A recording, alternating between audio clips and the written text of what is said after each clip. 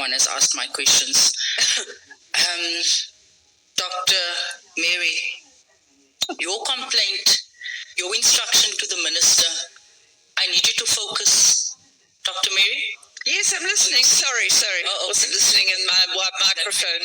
Okay. Your instruction, your complaint to the minister has caused great havoc in our country. Do you realize this? We are now having to pay 4 ministers.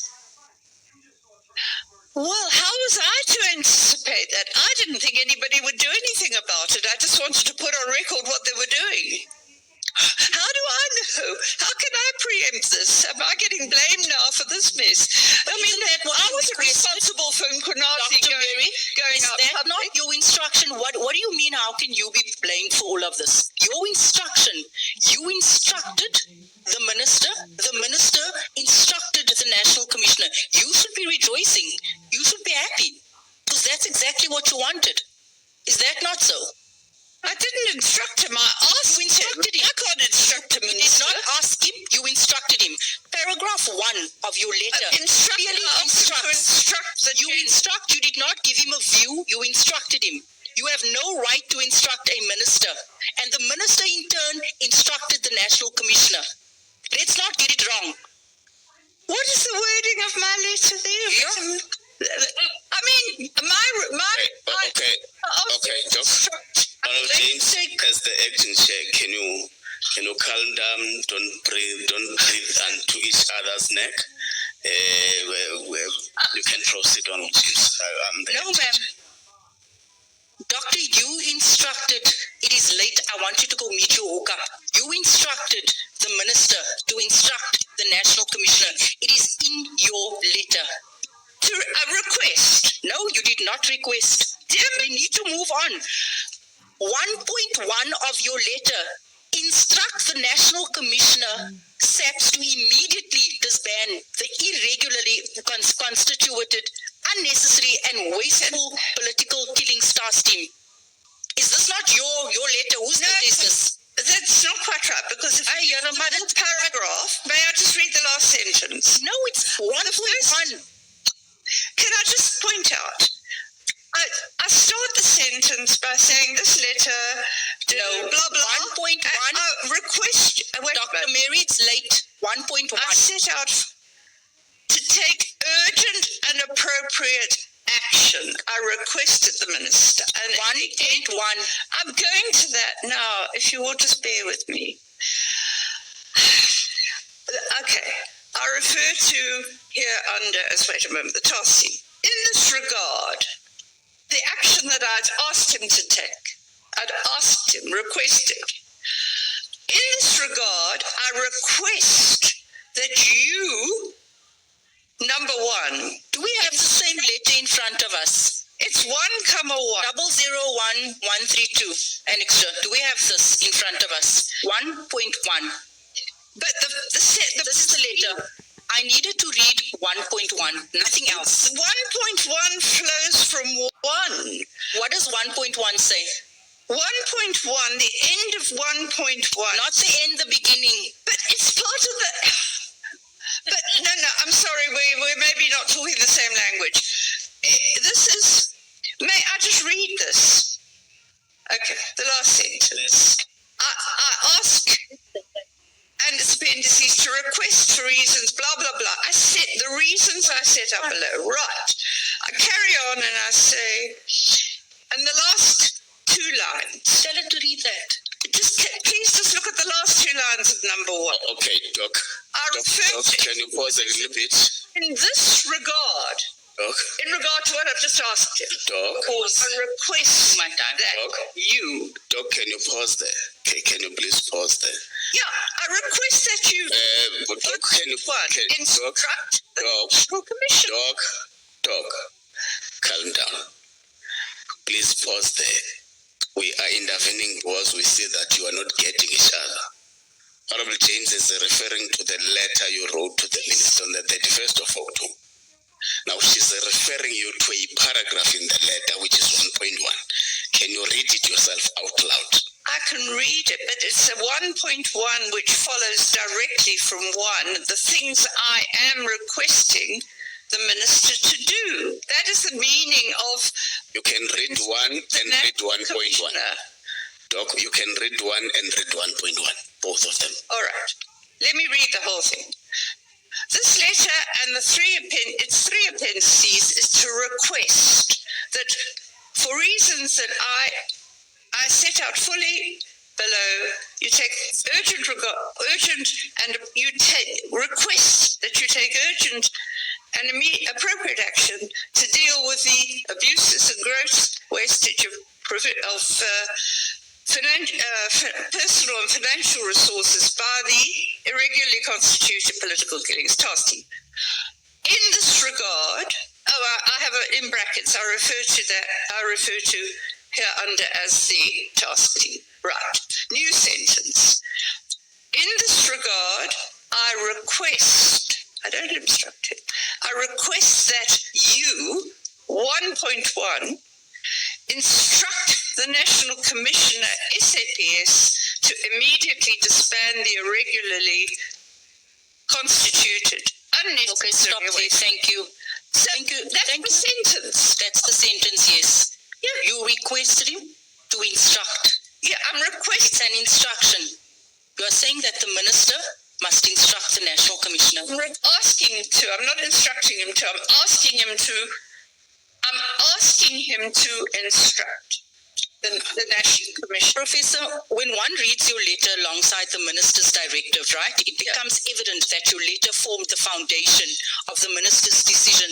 Right. It becomes evident that your letter formed the foundation of the minister's decision to disband the PKTT. You give 3 reasons in your letter, written the end of October. The minister writes end of December. You give 3 instructions. Your first paragraph says immediately. The minister gives 3 instructions. My next favorite thing, cell phone. I can't live without it. I know everybody's going to be like, Look, You both give 3 instructions. incidents, Both as immediately. to the minister, You need to allow me to finish so that you can go for your hookup this evening. You need to allow me to finish. Sure. You give 3 instructions. Yeah, The minister gave 3. let me help Honorable Judge. Yeah, How do I know what the minister's going to do? I can ask. I'm asking. I don't instruct him, I'm asking him. look at me. Yeah. Look at me. Yeah. Honorable James is talking to you. Okay, Yeah, all right. I'm trying to reply we can proceed. and Honorable Judge. clarify. That's what I'm trying to do. I can't answer your question about why the minister did it. I honestly can't, because I've never spoken to him about why he did it. And I'm getting the blame for it. I mean, it's just, I never have done it if I'd known. Quite frankly, I think it's... But it has precipitated some investigations. Look at it that way. Let me get back to my questions. When one reads your letter alongside the minister's directive, it becomes evident that your letter formed the foundation of the minister's decision. Am I right? You both had 3 instructions. You both said immediately in there. It was 8 weeks apart. You should be rejoicing that your activism has finally paid off. Because this is what you wanted. You said it was wasteful. You said it didn't add value. Yeah. You said it was unnecessary. You said dockets were going missing. So yes. Look, as I said, I never anticipated this. I never thought a minister would act. I'm trying to guess why he did act, and I'm sure he wouldn't have only acted on what I said. I mean, it may have been the last straw that broke the proverbial camel's back. Well, we've been thinking about it, and yeah, if she's saying it, maybe I have to take it. I'm guessing. This is not a place, Doctor, this is not a place where you come and guess. Let me move on. General Kwanazi testified that there may have been a third force behind your letter. That there may have been a third force. How do you respond to that allegation? Well, he must define what he means by a third force to start with. Do you think it's the fact that there are so many similarities between your letter and the minister's? Well, that's not a third force. What it's doing is suggesting I'm being motivated by something sinister. I mean, it's like saying we use the third force for all the covert apartheid agents. Are you trying to link me to that now? Is Mkhwanazi? Well, he might do because he was trained by quite a notorious public order policing. In fact, so notorious that he got taken out when he attempted a coup in Botswana. Maybe come back now. On the brain. You need to come back. You need to come back now. I mean, that's insulting. No, Doctor. Wait. May we just simply respond to the question that Honorable James is asking? I don't know what Botswana is not one of our provinces or our districts, and as Parliament, we wish to pursue cooperation and harmonious relations with Botswana as one of the countries or our neighbors in SADC. So, yeah. I want to take you to paragraph 4 of the same letter that you wrote, right? Where you assert that General Khumalo was holding 2 positions and that was a conflict of interest. Am I correct? This is in my statement, right? You actually also mentioned it earlier on that he was holding 2 positions, it was conflict of interest, and it just wasn't right. It's never been done, it's never been heard of.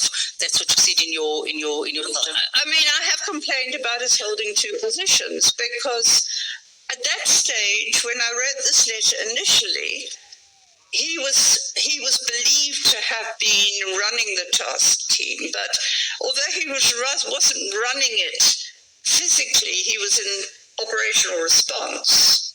He was managing it. He was managing it in terms of a project manager. But he was also then holding the position of head of crime intelligence. And that isn't, I've tried to explain why it's a conflict of interest, because both of them involve financial disbursements. And it has to be very clear to people that they're separated and there's no overlap between one lot of disbursements going to another. Dr. Mary, what would you say if I put it to you that that assertion was factually incorrect? He was not holding 2 positions. He had his position and he was deployed to head up the political killings task team. He was not holding 2 positions. You were misleading this House and you were misleading the public, saying that General Khumalo was holding 2 positions. He was not holding 2 positions. I was told that he was an operational response. There was a special task team set up to deal with the political killings, and he was deployed there as a result of his skill set. He was to go and assist. He was deployed as a project manager, which that doesn't mean he's holding 2 positions, ma'am. That does not mean he's holding 2 positions. De facto it is, because in both was handing money. He has, on his letter of employment, he has 1 position. You cannot employ someone twice. What was he in his... No, you must tell me, because you said that it was unethical. You said there was conflict of interest. So you must tell us. I've told you that and I'm putting it to you that you are factually incorrect. I was told initially that... By who? By investigators in the task. That was misleading you. And by, actually, I think the other person who told me, the person who told me initially that they were going to move Khumalo out of operational response was on the parliamentary committee at the time, Philip Mhlongo. And then the late Philip Mhlongo, who was the EFF rep on the parliamentary committee before the 2019 elections. he was the one who told me that there was so much trouble in operational response, they thought he was going to be moved out. He wasn't. I was told that he remained in operational response and then was deployed as a project manager. And this came from someone who was in management at the time of the establishment of the task team, that he was actually structurally based in operational response, but he was deployed as project manager in the task team. And the project manager was the person who did the accommodation, the allowances and everything for the task team. Then he was appointed in the end of 2022 to be the head of crime intelligence. That's where the real conflict of interest comes in, that he's still the project manager and he's heading crime intelligence. It doesn't matter. As I said, he wasn't structurally there. I was told he was doing it while he was operational response. But he was, in fact, the project manager for crime intelligence. That was the official designation. I was told by a member of management at the time the team was established. I put it to you that they were misleading you.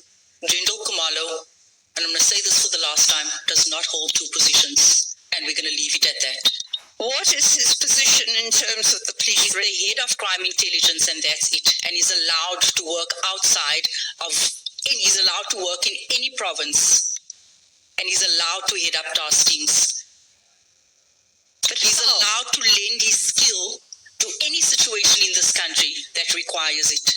Are you talking about his crime intelligence position? I'm sorry, I'm trying to understand. I was told he'd remained in operational So I'm asking you who told you that so that we can call out that person who's misleading you. Well, he does not hold two positions. He has one letter of employment with only one position. How do you know it, sir? Let me tell you something. Let me tell you something. Let's move on. I'm just saying that I've seen that these records have been changed by somebody who was acquitted by a court and saw that on the police records.